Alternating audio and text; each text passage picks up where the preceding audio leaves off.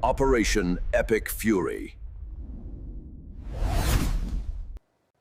Iran is on its knees, and President Trump is not letting up. After 3 weeks of devastating American airstrikes that have shattered Tehran's military infrastructure, even former Bush speechwriter Marc Thiessen is calling Operation Epic Fury one of the greatest military successes of his lifetime. But here's what the mainstream media will not tell you. This is only the beginning. Trump is running a masterful two-track strategy, relentless military pressure while offering the mullahs one last chance to surrender. And guys, they're taking the deal. Supposedly, Iran has reportedly agreed to give up their nuclear weapons program. The question is, can we trust them, and what happens next? So this matters to every single American. For decades, Iran has been the world's leading state sponsor of terrorism, funding Hezbollah, Hamas, and countless attacks that have killed American soldiers and civilians for decades. They've been racing towards a nuclear weapon that would fundamentally change the balance of power in the Middle East and threaten our allies, including Israel. Under Biden's weak leadership, Iran grew bolder, more aggressive, and closer than ever to nuclear capability. Plus, a couple $1 billion from Obama didn't hurt anything at all. Now President Trump has them reeling. Think about what this means for your family. A neutered Iran means lower gas prices as we take control of their oil exports. It means our troops come home safer. It means Israel, our greatest ally, can breathe easier. And it means the terror networks that have plagued the world for about 40 years are about to lose their biggest bankroller. This isn't just foreign policy. This is about American security, American prosperity, and American strength projected around the globe. And speaking of protecting what matters most, let me ask you something important about your financial security.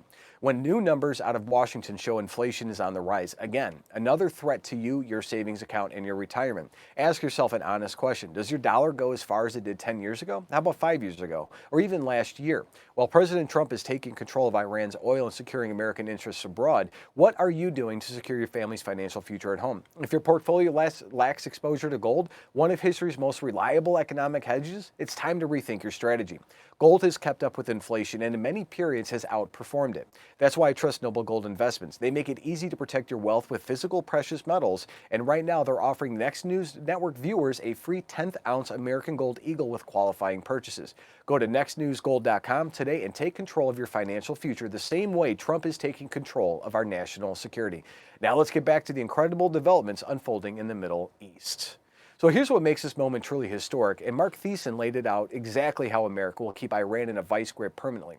We're talking about controlling the Karg Island. The 96% of Iran's oil production sits on that island. We will control their economy if we do this. We have the ability to strike them the moment they misbehave, and there's another layer to this story that reveals just how chaotic things have become inside of Tehran. The regime is apparently refusing to negotiate with certain Trump envoys while desperately seeking talks with others. Let me show you what's really happening. Let's get into it, guys. Outside of CNN is apparently like the state sponsor of like their state media source. I don't know. Maybe CNN hates America. But anyways, former Bush speechwriter Marc Thiessen called Operation Epic Fury one of the greatest military successes of his lifetime, and he saw a few of them during our wars. Operation Epic Fury has been one of the greatest military successes that we've had in my lifetime. We are absolutely dismantling their ability to project force outside of their borders. We are dismantling their terror infrastructure. We're dismantling their infrastructure of repression. They are reeling right now. And so what President Trump is doing is he's following a two-track policy. He is negotiating with the regime and giving them the chance to capitulate while he is pummeling them relentlessly from the air.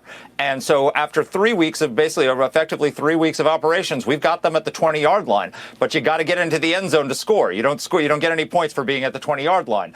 And so the question is, how do we finish those last 20 yards? The last 20 yards are the hardest. What's left, all the easy targets have been hit. What's left is the hardened targets, the hidden targets, the deeply buried stuff, and we're dismantling that. We have a plan to do that, but at the same time, he's giving the Iranians a chance to end this at the negotiating table, and he's right to pursue that.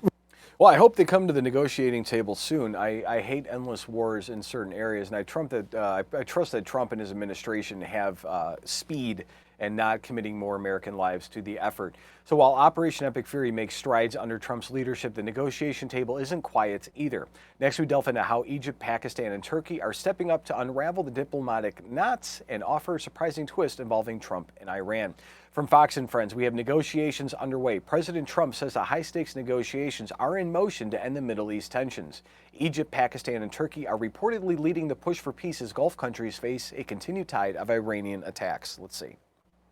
Egypt, Pakistan, and Turkey are reportedly leading mediations as Gulf countries come under continued Iranian attack. Tuesday, President Trump said Iran had given him a present worth a tremendous amount of money. He didn't elaborate on what the gift was, but said it's a sign they're dealing with the right people. As the framework for current negotiations is ongoing, here's what President Trump had to say. It all starts with they cannot have a nuclear weapon. I said yesterday, they said, what are the top 10? I said, well, number 1, 2, and 3 is they can't have a nuclear weapon. And they're not going to have a nuclear weapon. And we're talking about that. And I don't want to say in advance, but they've agreed they will never have a nuclear weapon. They've agreed to that. Well, I mean, got to think that whole regime was trying to bring around the end of the world. They were like end of the world type people. They wanted to bring around the Revelation chapter of the Bible. They wanted to have the final battles duked out between everybody else, and that's what they're trying to go for. So for them, it was a prophetic fulfillment that they have nuclear weapons so they can trigger Armageddon. As the geopolitical chessboard shifts, it seems the stakes are being raised higher. Join us as Marc Thiessen explains how American strategy hold over Iran's oil might just clinch this high-stakes match. From Gunther Engelman, Marc Thiessen drops a hammer on Iran. This will effectively neutered as a terrorist state. Let's see. It ends with no nuclear weapons, no nuclear fissile material, no ballistic missile program, no massacring protesters, right? And so how do you enforce that? You put the regime in a vice grip, right? And if they violate any of those terms after the kinetic operations happen, you squeeze them. And if this operation will end. The United States will effectively control Karg Island. Doesn't necessarily mean we're going to have to land on Karg Island, but we can control it militarily, and we will open the Strait of Hormuz, and that means we will control 96% of Iran's oil production. Right? That's like Venezuela. We will control Iran's oil, and that means we will control their economy, and then we will have the ability to strike them if they misbehave again. So they will be effectively neutered as a terrorist state. And how much money has Iran put out to all of these other, like Hezbollah, Hamas, all these different groups that are around there? They just target Americans. That was their whole goal, is they wanted to fund all these proxies to kill as many Americans as they can. Even as the dominant forces take control, the question of negotiation partner looms large. We'll hear from the experts questioning whether Americans' talks are in the right hands and what could mean for ongoing conflict. From Laura Ingram, we have, with Iran, the situation is extremely fluid. Let's see what they have to say in her segment here. Now, General, the Telegraph is reporting tonight, and we're just seeing this, that apparently Iran is, whoever that is, again, is refusing to negotiate with President Trump's top envoys, Steve Witkoff and Jared Kushner, because of the military strikes that hit Tehran hours after they held talks in February. General, do they get to choose who they're talking to here? J.D. Vance is obviously part of this as well as Marco Rubio. They apparently prefer Vance and Rubio to the other two.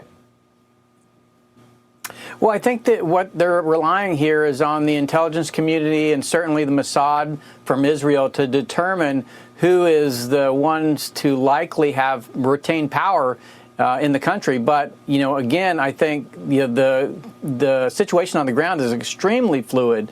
So it could be that we're negotiating with the wrong people, or it could be that we're negotiating with the right people. It really just depends. And as long as this war goes on, it's going to get even murkier in terms of who's actually in charge. So that's the thing. Like, we don't know who's in charge over there right now. And I think a lot of people don't really get that. But we're trying our best to deal with this as quickly as we possibly can and getting through it. But here's the truth the establishment doesn't want you to understand. President Trump has done what no other president could accomplish. He's dismantling Iran's terror infrastructure, their ability to project force, and their tools of repression, all without putting American boots on the ground yet. There is a report that 82nd Airborne is coming in, and that's not included in this segment. We will have one later once that situation resolves further. The regime is so desperate, they're sending Trump gifts, trying to curry favor while their military crumbles under American firepower. And Marc Thiessen said it best, Iran will be effectively neutered as a terrorist state. And think about that. 45 years of the Islamic Republic terrorizing the world, and Donald Trump is ending it in weeks. This is what America first foreign policy looks like. Peace through overwhelming strength. And enemies who understand that crossing America means total destruction. I know our president ain't messing around anymore. So what you're witnessing right now is history being made. President Trump promised to end Iran's nuclear ambitions and dismantle their terror networks. And he's delivering on that promise with devastating efficiency. The same media that called him reckless, the same establishment that said his approach would start World War III, they're silent now as Iran begs for negotiations and agrees to abandon the nuclear program. This is winning, guys. This is what happens when America has a real leader in the White House. And I want to hear from you in the comments. Do you believe Iran will honor the agreement to give up nuclear weapons? Yes or no? Make sure you guys are subscribed and hit that notification bell because this story is developing by the hour. Also, check out the Next News merch shop at shop.nextnewsnetwork.com and show the world you stand with America first. Also, share this video with everybody who needs to see what real presidential leadership looks like. And if you can, text raw feed to 844-840-4963 to get up-to-the-minute alerts. Stay safe, stay free, and God bless. The system controls information. Information control is power. They don't want you to see this. The truth only survives together. They don't want this shared. Share this now. You know out.